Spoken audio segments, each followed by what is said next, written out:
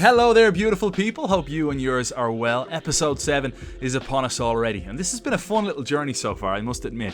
Inspiring chats with Christian Vieri, Robbie Keane, Ali Krieger, Al Foran, Spencer Owen, Charlie Davies, and now a brilliant guest today. I never truly realised the importance of ratings and reviews for people that produce podcasts.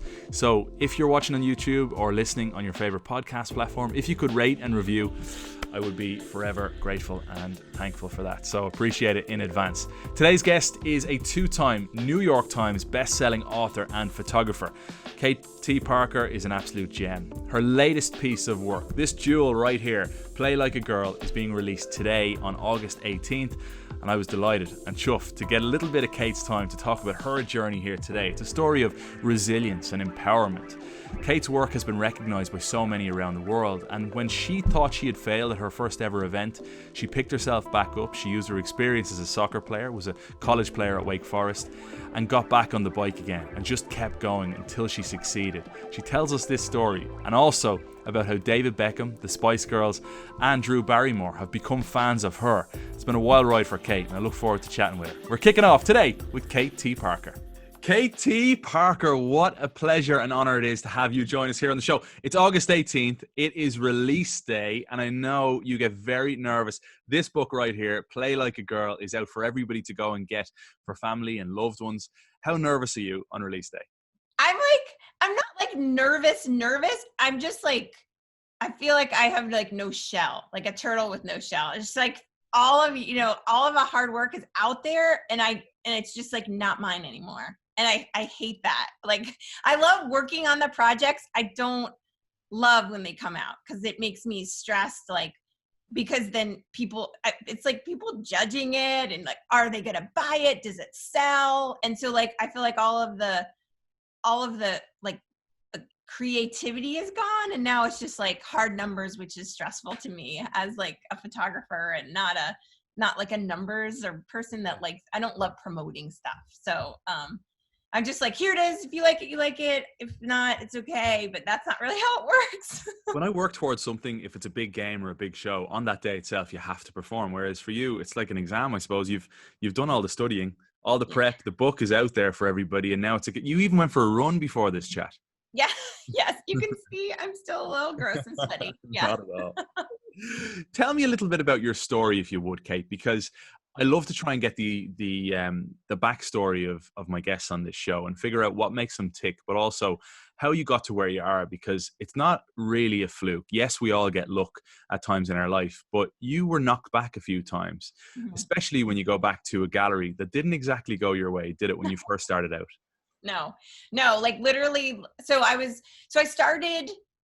I'm a self-taught photographer. So I started shooting when I had my oldest daughter, and she's 15 now.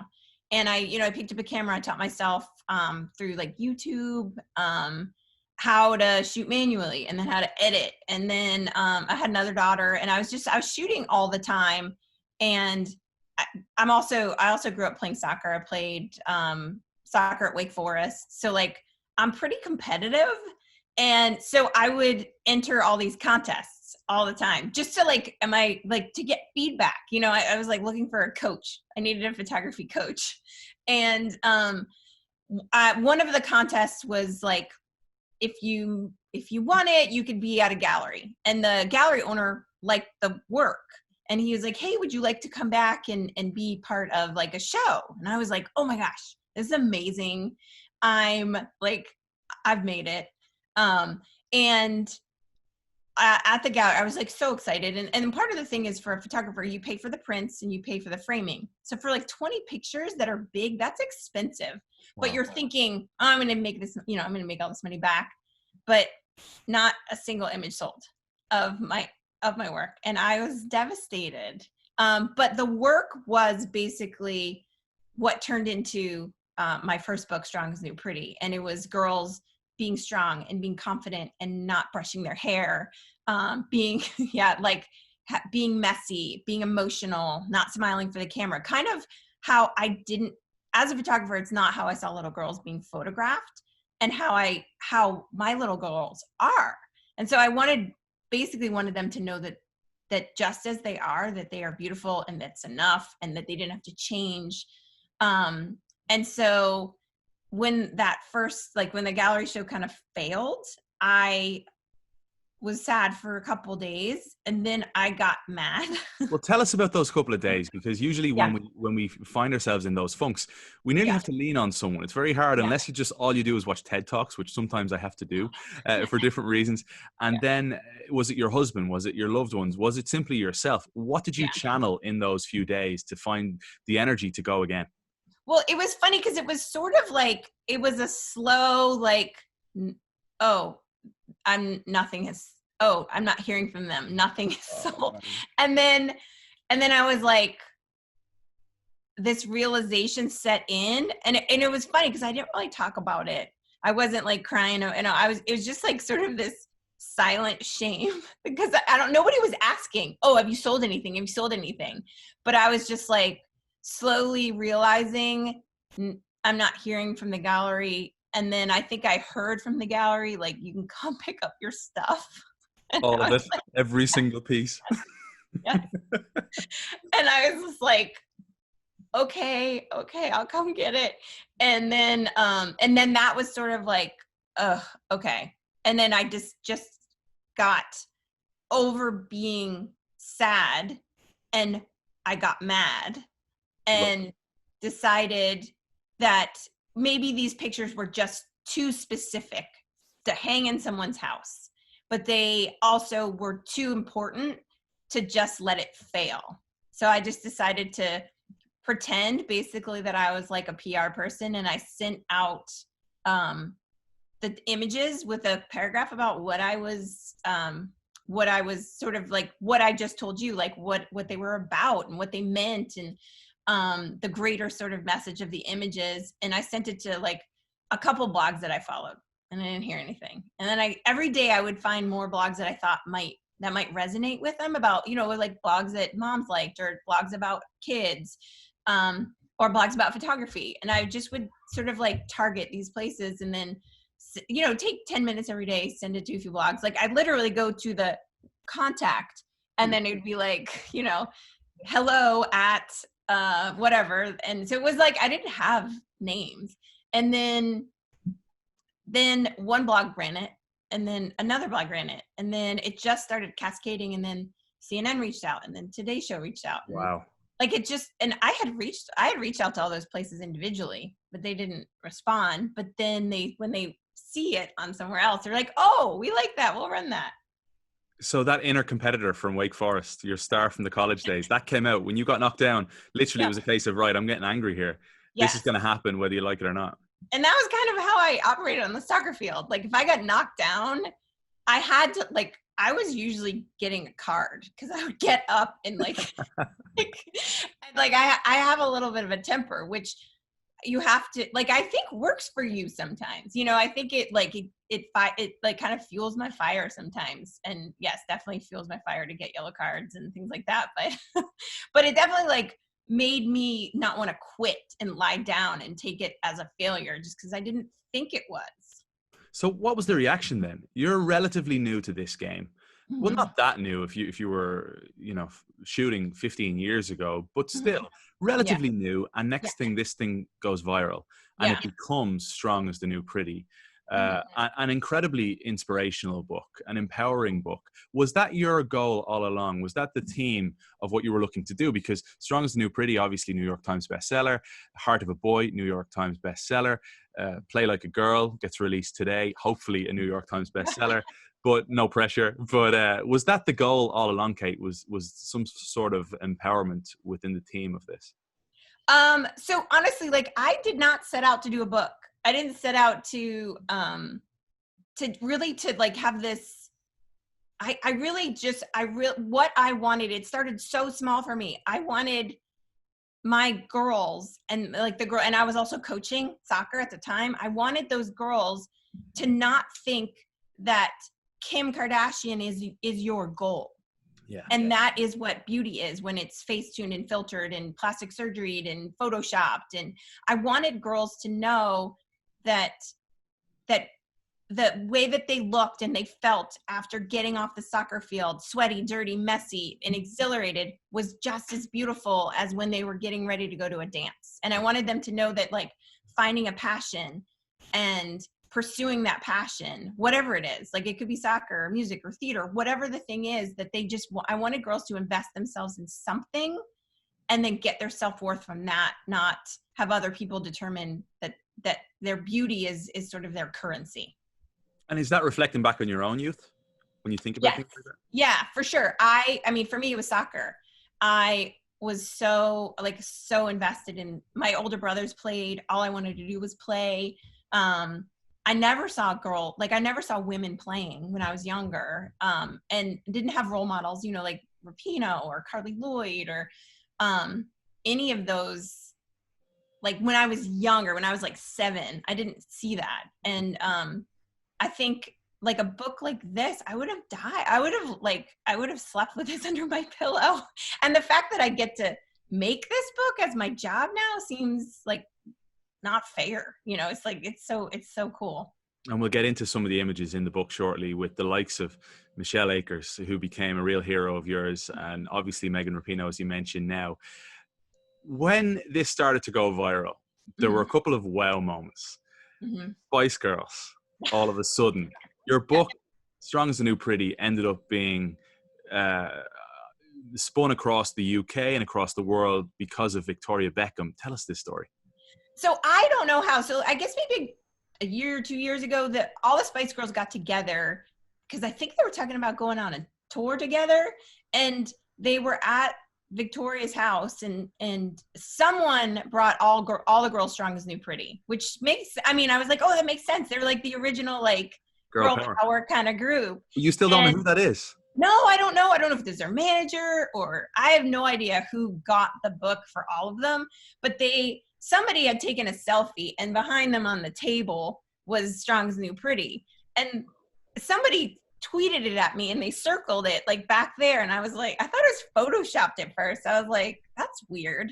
And then Victoria posted it to her stories, and then David did it to his. Did Victoria include you?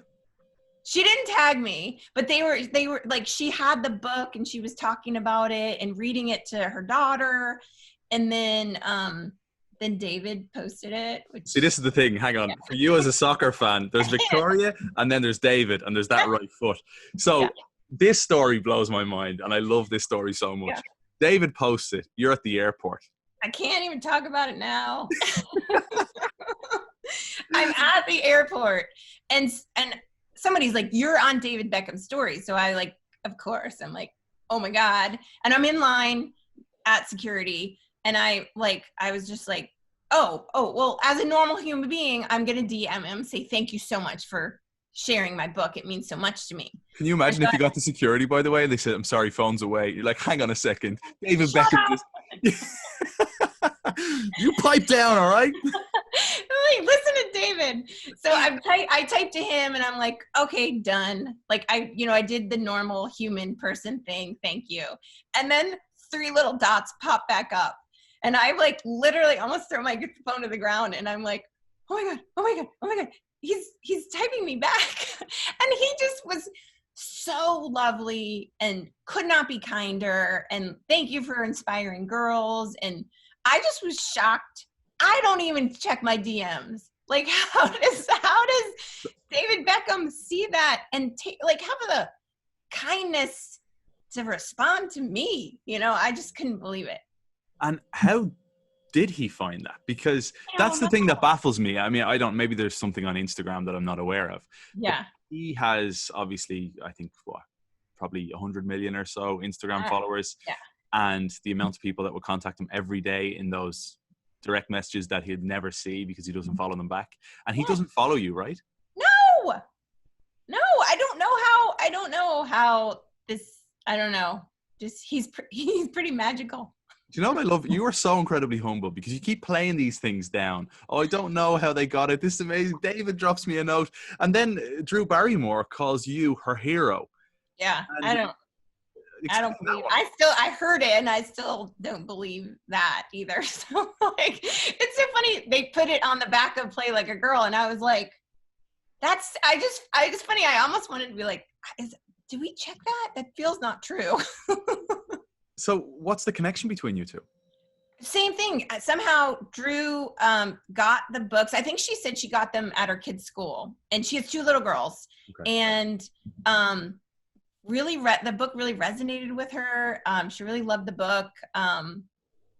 She talked about it in a speech she gave at the Glamour Awards, and like I was just shocked. She was like, everyone in this audience, which is like literally all like the ballers of like women's movement and like all these celebrities, she was like, everyone in this audience needs to get Strong's New Pretty. And I was just like, I was upstairs in my kitchen and I was like, oh my God. Like, well said. Thank you. Keep going. And then I don't even remember how, but like she just loved the message of the book. And we ended up like, like we'll text and say, congratulations. And she has a TV show coming out that I get to go up and do a little thing for that, which was really cool. And she's just like, as her whole persona of like how she seems on TV and in interviews, it's exactly it. Bubbly and friendly and kind and like caring and such a good mom. Like I was so impressed with her. That's so cool to hear. You talk about how the book resonated with her.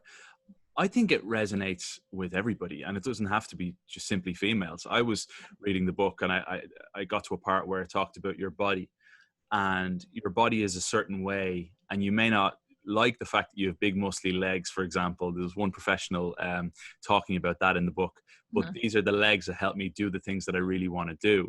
And I think everybody can resonate with that. You can mold your body into what you want to do with it. And I talked to my wife, Megan, and she was the one initially who brought you up in conversation. She just thought you were so incredibly inspiring months ago.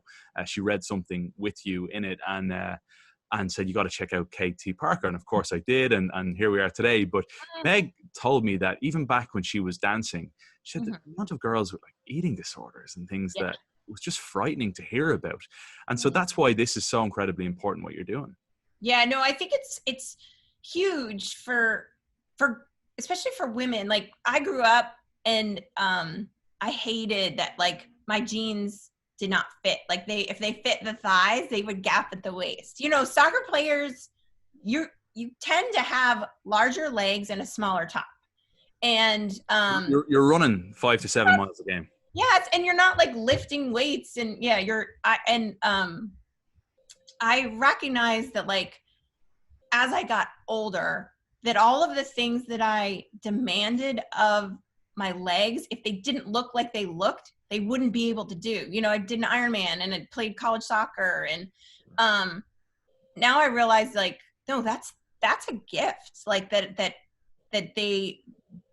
my body is the way it is because of the things I've demanded of it. And hope girls understand that. And I feel like it's funny now, like my daughter, I have a 15-year-old who plays, and she's like, Mom, and she's a muscular, strong kid. And she's like, Mom, the guy said I'm thick.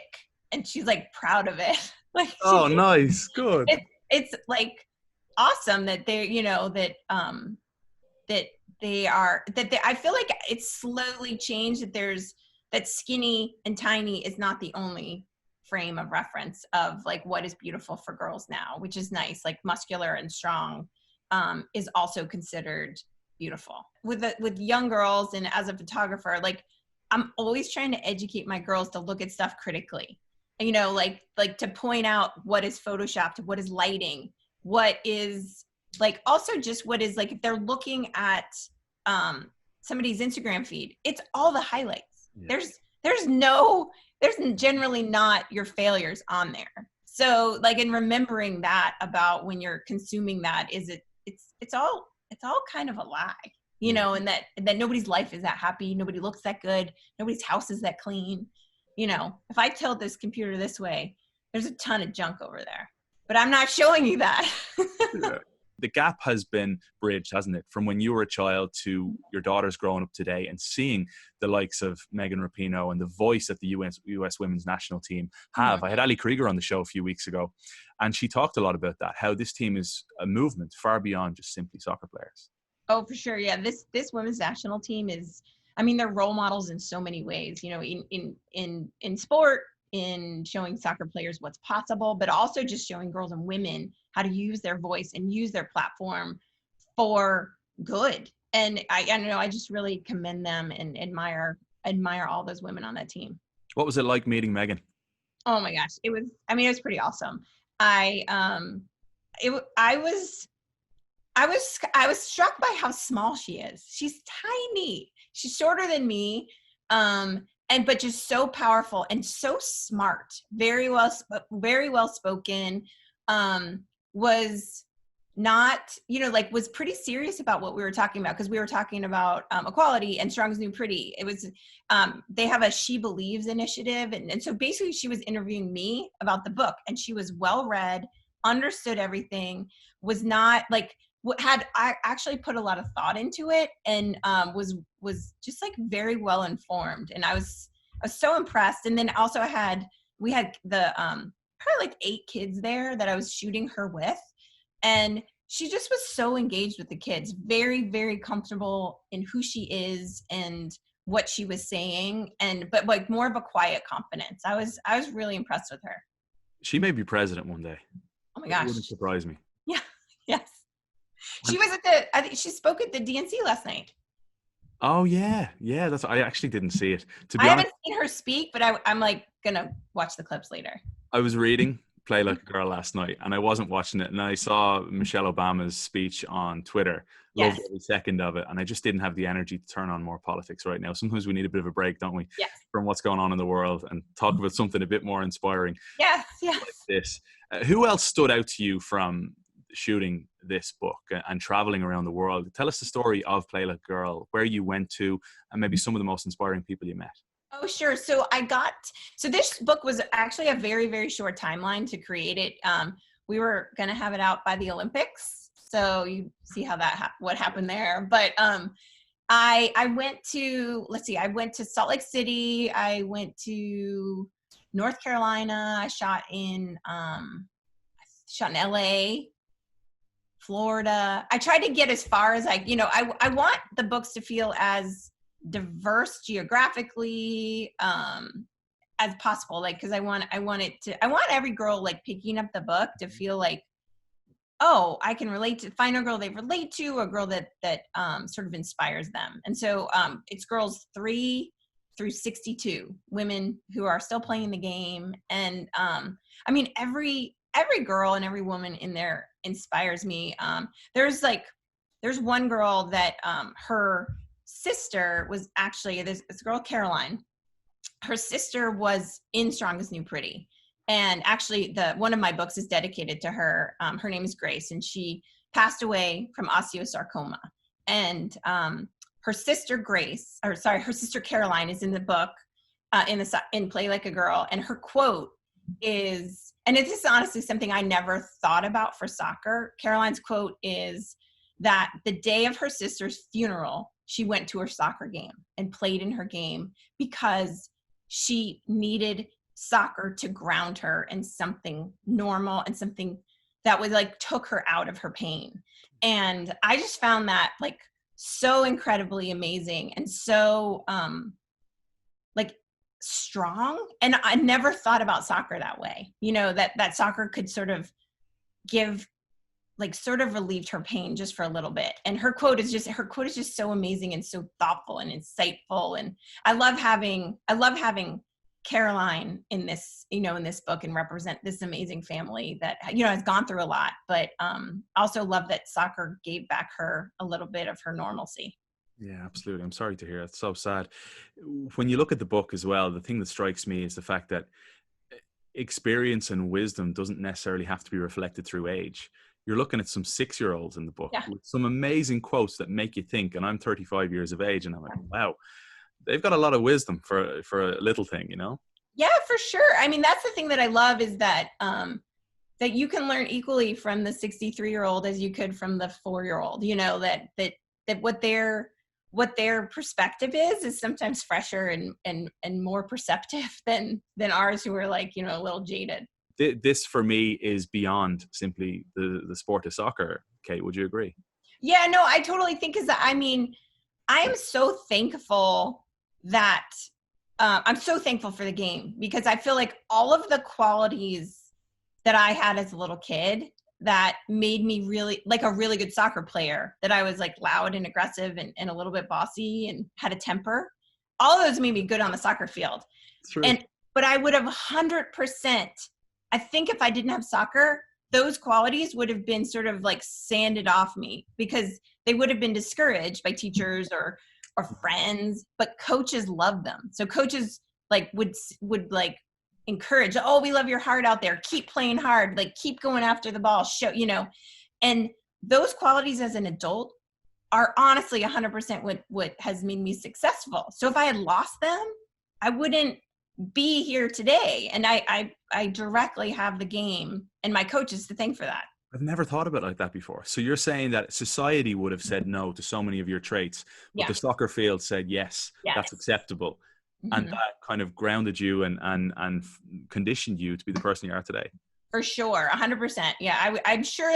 I mean, I would have been like, because they wouldn't have been encouraged. And that was the only place that those kind of were encouraged, especially in the 80s, for a little girl to be, loud and bossy and aggressive. I love it. What can us men do more in society? Well, I mean, I think just like if you're a dad, encourage your daughter in the same way that you would encourage your son. Encourage them to, use their voice and to be loud and to find a passion and to just to be like I guess it's really the same message for girls and for boys, just like as a society and as parents, to encourage our kids to figure out who they are and to love them for that, whatever that is, like not what you want them to be, but whatever they are. To just like, I think the more that people are fully themselves, the happier they are and the better that they are as people. It's so true. Ali Krieger talked a lot about that on the show as well. Living your truth and being yourself, and you find happiness in doing so. So well said. Where can we find the book? Where can folks go buy Play Like a Girl? So it's everywhere books are sold. Independent bookstores, Barnes and Noble, Amazon, all of those places. It's available wherever you can buy a book. Kate T. Parker, you're an inspiration. Thank you so much for joining me here on the show. I'm delighted to have it. I'm going to be buying it for family and loved ones, and continued success. Go get it. Thanks for having me. Of course. Chat soon. KT Parker, absolutely love you. That was such a fun chat to have and really insightful. Learned a lot from that as well. So appreciate the time on such a busy day, the day that this jewel right here, Play Like a Girl, was being released. I'd highly recommend the folks for you, for your loved ones, any family members that may enjoy it, may enjoy the game. Some really inspiring stories from young girls, like I said, age 6 up to ladies still playing the game in their mid-60s. So that's all for this week. Hope you enjoyed the conversation. As always, if you could please review or rate or subscribe on YouTube and your favorite podcast platforms, it goes an awful long way. You wouldn't believe it. Next week is another gem. Can't wait for it. Take care, folks. Be well. All the best.